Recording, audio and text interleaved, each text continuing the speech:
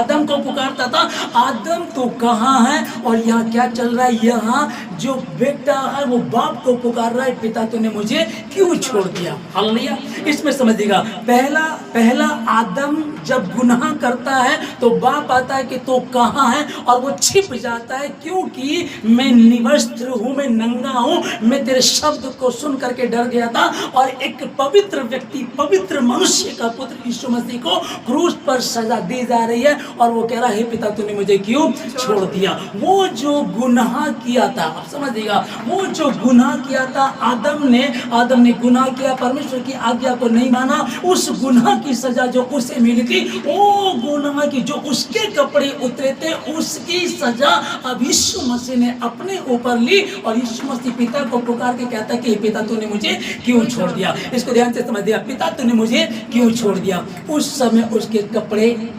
निकाल दिए गए। और अगर आप सही में जो हिस्ट्री बताती है कि यीशु मसीह के तन पर एक भी कपड़ा नहीं था, बिल्कुल निवस्त्र था। जब वो क्रूस पर था बिल्कुल निवस्त्र था, उसके कपड़े उतरे। और यहाँ यीशु मसीह ने हमारे पापों के लिए कीमत अदा की, उसके भी कपड़े उतार दिए गए, और वो पिता को पुकार रहा है, हे पिता तूने मुझे क्यों छोड़ दिया। फर्क को समझेगा, बाप आता है अपनी समानता में, जिसको बनाया उसको आवाज लगाता है, तो कहाँ है आदम? और आदम कहता मैं डर गया था, मैं छिप गया हूँ। और यहाँ पुत्र पिता को पुकारता है, और पिता पुत्र से अपना मुंह फेर लेता है, क्योंकि पिता इतना पाक और पवित्र है, वो बदी को, गुनाह को देख नहीं सकता।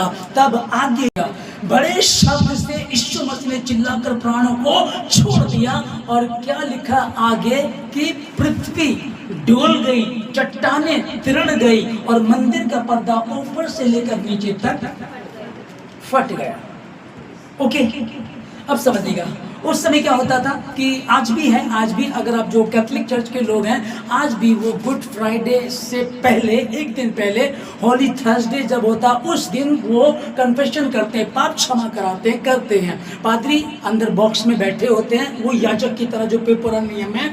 अब लोग जो उनके अनुयायी हैं, वो जाते हैं, वो पूरे सप्ताह के, पूरे साल का जो गुनाह होता है वो बैठ करके बात करते हैं। कि जैसे कि मैंने फरवरी के महीने में एक मोबाइल चुरा लिया था, और आप फादर प्लीज आप मेरे लिए परमेश्वर से प्रार्थना करें। आप देखिएगा 2025 साल पहले परमेश्वर ने उसको पूरा क्या कहा कि पूरा हुआ, प्राणों को त्याग दिया, और चट्टानें तिरड़ गई, पृथ्वी डोल गई, और यहाँ मंदिर का पर्दा ऊपर से नीचे तक फट गया। फटने का कारण क्या था कि अब जो बिछुई थी, जो याजक ही तुम्हारी बलियों को लेकर जाता था, याजक की तुम्हारी फरियाद को लेकर के जाता था, अब उसकी आवश्यकता नहीं है। अब तुम्हारा डायरेक्ट तुम्हारे परमेश्वर से रिश्ता हो गया। तुम प्रार्थना करो, वो तुम्हारी प्रार्थना को सुन करके तुम्हें जवाब देता है। हालेलुया।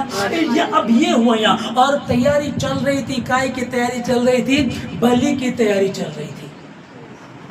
बलि की तैयारी चल रही थी, क्योंकि पर्व था, बलि देनी थी, याजक के हाथ में था। इधर यीशु मसीह है, अब वो अंत के कुछ क्षण बचे हैं, वो अपने प्राणों को त्याग देगा, वो त्यागेगा, और पृथ्वी डोल उठेगी। ठीक है, अब इसको समझिएगा। सब लोग तैयारी कर रहे हैं, चलो भैया बकरे जो बलि का मेमना है, बलि के मेमने को लिया, बलि के मेमने को लेकर के छुरी तैयार की, और जैसे ही वो इस रीति से छुरी को रख रहा था, यीशु मसीह ने प्राणों को त्यागा, चट्टानें तिड़ गई, और एक भूकंप आया, और देखो कैसे पृथ्वी डोल गई। और जब पृथ्वी डोली तो वो याजक गिरा, छुरी वो जा करके गिरी, याजक वो जा करके गिरा, और ये जो बलि के लिए मेमना था ये भी भाग गया, क्योंकि बलि का मेमना क्रूस पर बलि दे चुका है। वो बलि जिसके लिए कहा गया था, जिसके विषय में यूहन्ना भविष्यवाणी करता, देखो परमेश्वर का मेमना जो जगत का पाप उठा ले जाता।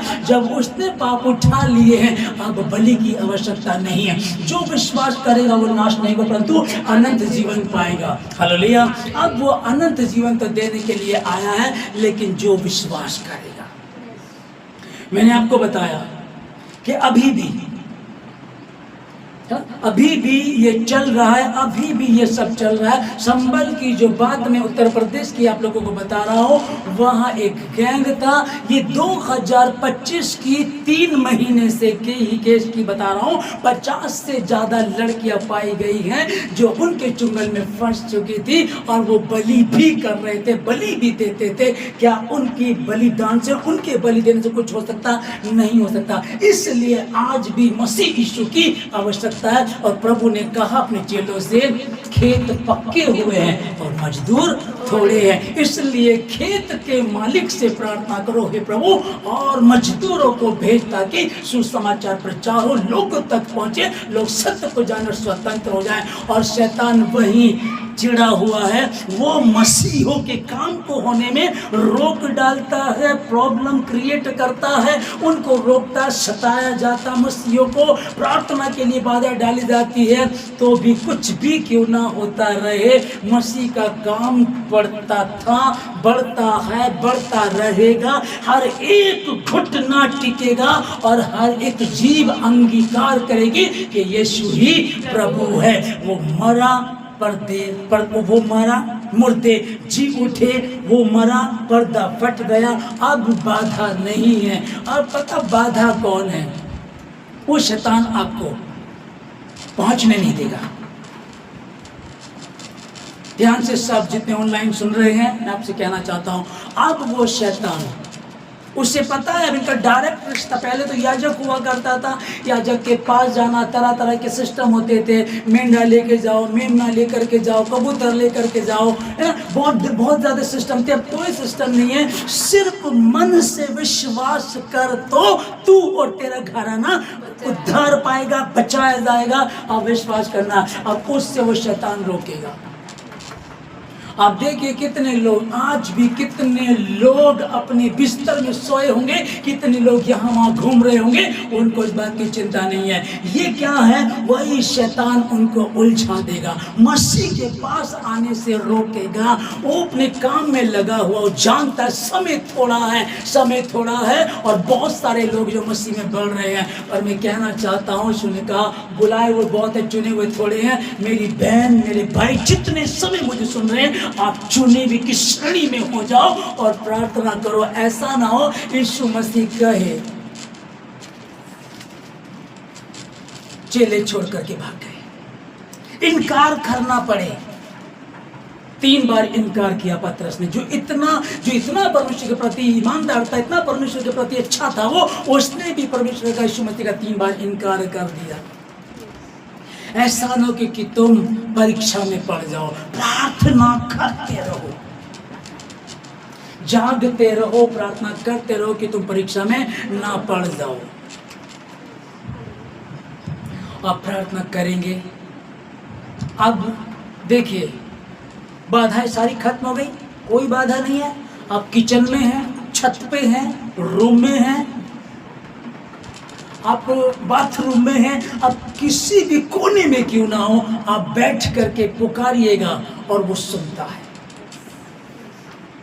उसने अपने लहू को बहा दिया। और फिर यही अब देखिएगा, हमेशा आप उन वचनों को सुनते हैं, पढ़ते हैं, कई बार आपने सुना और पढ़ा है। आज ध्यान से समझिएगा, शैतान एडी चोटी का जोर लगा देता है, और वो इसलिए आया ताकि वो उनको नाश कर सके, घात कर सके, उनको स्वर्ग जाने के मार्ग से भटका करके नरक की ओर लेकर के जाए, पर वो कामयाब हो जाता है। हमारे मसीहों की, कुछ मसीहों की, कुछ क्या बहुत मसीहों की मूर्खता के कारण, जो चर्च जाना नहीं चाहते, जो दारू पी रहे हैं, व्यभिचार में हैं, गलत कामों में लगे हुए हैं और परमेश्वर के प्रति ईमानदार नहीं है। यीशु मसीह ने कह दिया था, जागते रहो, प्रार्थना करते रहो, क्योंकि शैतान ने परमेश्वर से आज्ञा मांग ली है कि तुमको छाछ में गेहूं के समान पछाड़े। उसने आज्ञा मांग लिया और पछाड़ेगा, वो पछाड़ेगा। लेकिन ध्यान रखो, एक रिपोर्ट ये है, इससे बड़ी रिपोर्ट ये है कि मंदिर का पर्दा ऊपर से नीचे तक फट गया है। अब कोई बाधा नहीं है। मैं घुटनों पर बैठूंगा, मैं घुटनों पर बैठूंगी, मैं प्रार्थना करूंगा और मेरा प्रभु निश्चय मुझे आशीष देगा। हर बंधन टूटेंगे, क्योंकि ये मैं नहीं, वो मेमना, वो परमेश्वर का मेमना जो जगत का पाप उठा ले जाता है, वो मेरे साथ है, वो मेरे पक्ष में है। उसने कहा मैं युग के अंत तक सदैव तुम्हारे साथ हूं।